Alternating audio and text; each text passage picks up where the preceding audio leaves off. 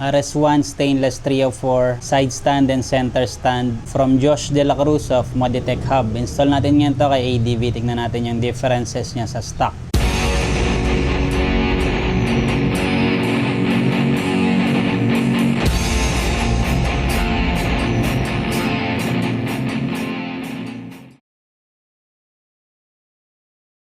So itong center stand na to tsaka side stand pwede sa ADV 150 tsaka 160. Na test fit ko na rin to kanina, may mga adjustments akong ginawa. Ito lang pala yung adjustment na ginawa ko. Nilakayan ko lang yung butas nito itong sa RS1 kasi hindi siya pumapasok dun sa may pasukan nito, dun sa may left side ng crankcase natin. Okay naman na siya, niluwagan ko lang ng rotary tool, pasok na siya, sumusot na ng sagad. Itong part na to mas malapad siya compared sa stock pero same lang yung position nung nito tsaka ng butas. Maganda rin yung pagkaka-welding niya, malinis. Yung shaft naman, wala siyang manipis dito. Straight lang siya. Same ng haba. Chamfered yung dulo nitong stock. Ito, hindi. Tapos yun nga, stainless to kaya hindi to kakalawangin. Unlike sa stock na kinakalawang kapag napabayaan nyo sa maintenance. Meron naman akong vlog ng maintenance nito. Gusto nyo makita kung paano mag-maintain ng center stand. Yung kasama niya namang spring, mas mahaba siya compared sa stock. So, ang sabi sa akin ni Josh, ang gamitin ko daw yung stock. Ipapabago daw niya yung design nito, papaiksiin para same ng stock. Siguro medyo loose yung tension kapag ito yung ikinabit. So, ito yung gagamitin natin, yung stock na spring. Sa center stand naman, magkaiba sila ng design. Ito andito yung support niya, tapos dalawang ganun. Ito isang buo. Magkaiba rin dito sa part na to. Dito mo na isasabit, isushoot yung spring. Yung sa stock kasi dito, yan dyan. Size nitong pasukan ng ehe, same na same lang din. Ito yung butas, pares lang yung kapal. Pati yung kapal ng bakal, same na same lang. Plate nila dito, magkaiba din ang design. Ito may nakalagay na RS1. Ang ganda ng pagkaka-welding niya, parang machine weld, pulidong pulido. Yung RS1 walang ganito, tapos mas maliit ng konti yung sa paa. Yung haba niya mas mahaba ng konti itong RS1. Pero ang tinesting ko kanina, madali pa rin naman siyang i-center stand. Mas mataas na yung clearance pag i-center stand mo nung gulong sa ground. May kasama na rin pala siyang rubber. Medyo may iba lang yung position pag kinabit nyo na yung pinagdidikitan na itong rubber dun sa makina. Pakita ko na lang sa inyo mamaya. Ito namang side stand, maya na lang natin i-compare kasi naka-side stand yung motor, hindi ko pa nababaklas. RS1, alisin ko na rin itong sticker na to. Test fit muna natin, compare natin sa stock. Itong butas na to, yung sinasabi ko, ito. Yan, kaya hindi yan pumapasok ng sagad. Niluwagan ko lang kaya pumasok siya. Yan, yung butas na yan, nasuotan niya. Sagad na siya ngayon kasi niluwagan ko siya. Position naman niya dito, sakto naman, mas lumabas lang ng konti compared sa stock. Position ng rubber, dito na siya kumakalang ngayon.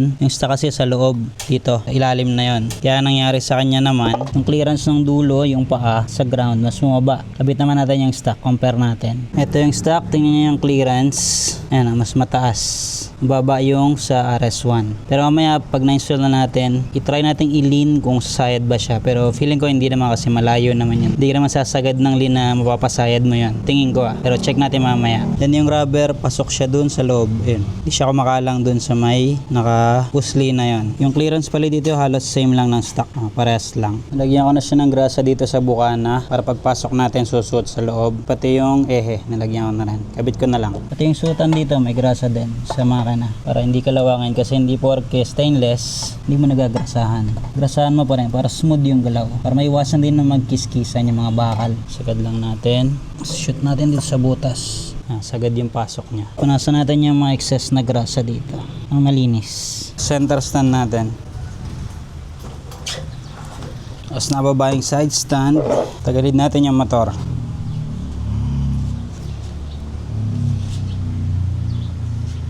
Lagay natin yung stock washer, yung flat side, dito nakaharap. Pag ganun.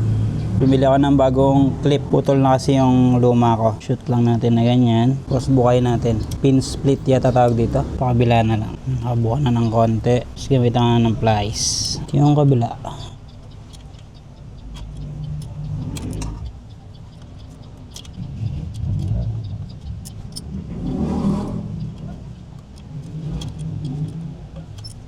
Yan, okay na yung pin split natin. Try natin yung center stand. Dapat natin yung dalawang paa sa ground.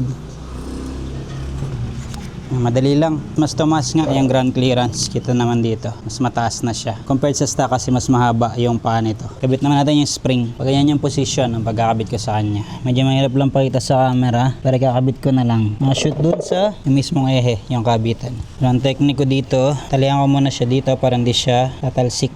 Medyo mahirap kasi itong ilagay. Yung mga place. Tapos gamit ako nitong tool na to. I-ankla ko siya dito. Dun sa vlog ko nung center stand maintenance, pinakita ko yun dun. Ganun din yung diskarte. Dumaplis na. Parang mas malayo ata yung clearance nito compared sa stock. Masyado siya matigas ikabit. Try natin yung kasamang spring. Ito, try natin. Malapit na siyang tumapat. Dumaplis na. Try ko tong 8mm na T-wrench. Pa-shoot natin sa butas. Mas may leverage din. Mas madali pala ito eh. Tulak natin pag nakatapat na. Shoot naman ng maayos. Ngayon check natin kung loose siya. Kapag loose, palit natin yung stock na spring. Parang hindi naman siya loose. Maganda yung balik. Stiff naman. Okay na ako dyan. Yung kasama niyang spring. Ito naman kabit natin yung side stand. Tanggalin mo natin yung spring. Ito gamitin natin ulit. Ito same na same lang yung haba niya. Ito gagamitin natin yung kasama. Stainless. 14mm plus leverage 21. Maluwag na. Pwede naman sa wrench dito kaya lang alisin mo pa to yung fairings. Flange type na nut na lock nut siya. Side stand sensor 8mm.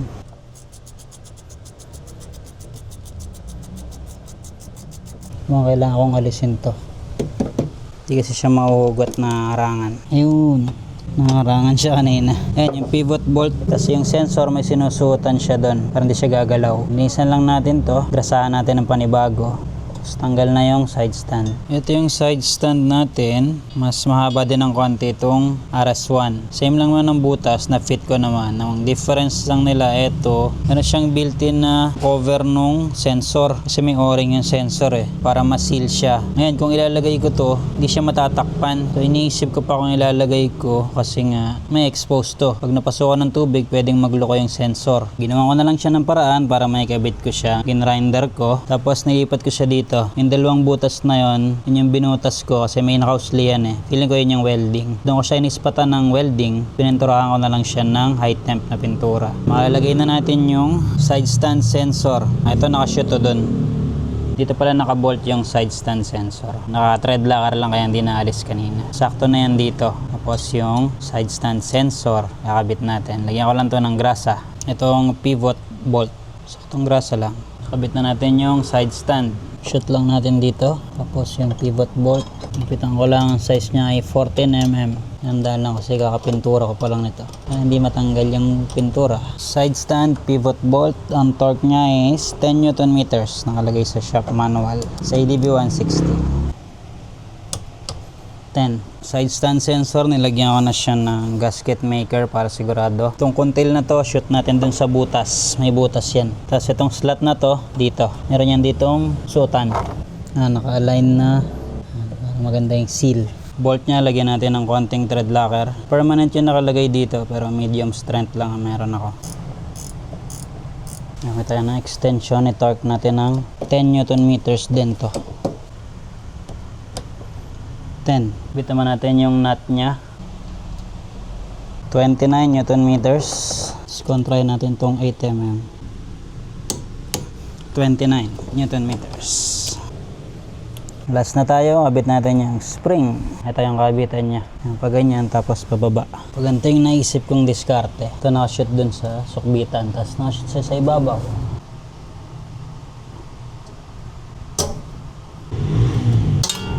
Nag-aaralan ko yung mechanism nito. Feeling ko selyado naman siya. Kasi ito lang yung sumasama sa side stand. So ikot tong ganun. So ito nakalapat. Yung outer part. Gagawin ko siguro. Dito ko siya lalagyan. Yung gitna na yan. Kaya ko lalagyan ng gasket maker. Para lang sigurado. Pero feeling ko selyado na talaga to. Pero lagyan na rin natin ulit. Actually kahit wala nun, feeling ko pwede. Pero nilipat ko na rin yung sa akin para sigurado. Para kagaya ng stock. Yan, sinil ko na yung gitna.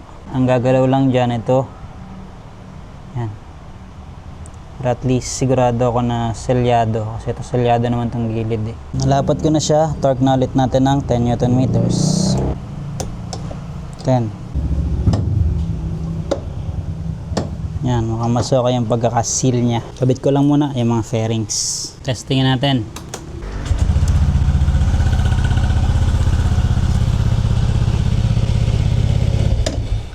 Gumagana naman siya. So, pag i-start, ayaw.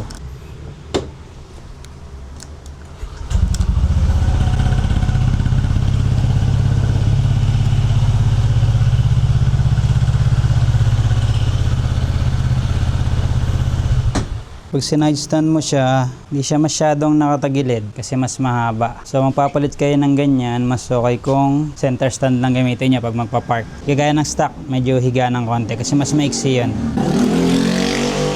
Center stand, madali pa rin, kahit mataas. Tapos ito, konti lang yung gap. Pag nag-play yung motor, pag ganun, titingnan natin kung tatama after ng ride namin ni OBR. Itetest ko na lang. Pero feeling ko hindi naman ito tatama. Kahit mag-play yung shock, parang hindi siya tatama talaga. Kahit medyo malapit yung clearance. Tapos check natin yung sa lean. Ito tingnan nyo pa. Kasi mas mababa na siya. Natin kung hanggang saan yung lean bago sumayad.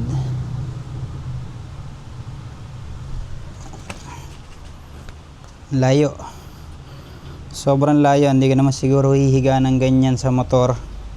Parang pasemplang na, no? Hindi pa rin yata abot. Hindi ko alam, hindi ko kita Pero test pa rin natin sa bankingan ito. Siguro doon lang sa may San Jose, yung saktong banking lang. Ang ganda rin niya, bumagay siya sa kulay ni ADV. As yun nga, hindi na siya kakalawangan kasi stainless. Presyo pa rin ito is 2,950 yung set na. Yung palang nilagay ko kayo na naklip doon, kasama pala yun, may kasama na rin. Kasi bumili akong 3. Kako bakit hindi ko pa nabubuksan, meron nang nasa labas. Kasama na pala yun ito. So kung gusto yung bumili nito, pwede nyo ipakabit yan doon kala Josh. Doon kayo bibili mismo. Sa 10th Ave, Caloocan. Search nyo lang yung Moditech Hub. So, okay na, yung ADV 160, 150, RS1 stainless 304, side stand and center stand.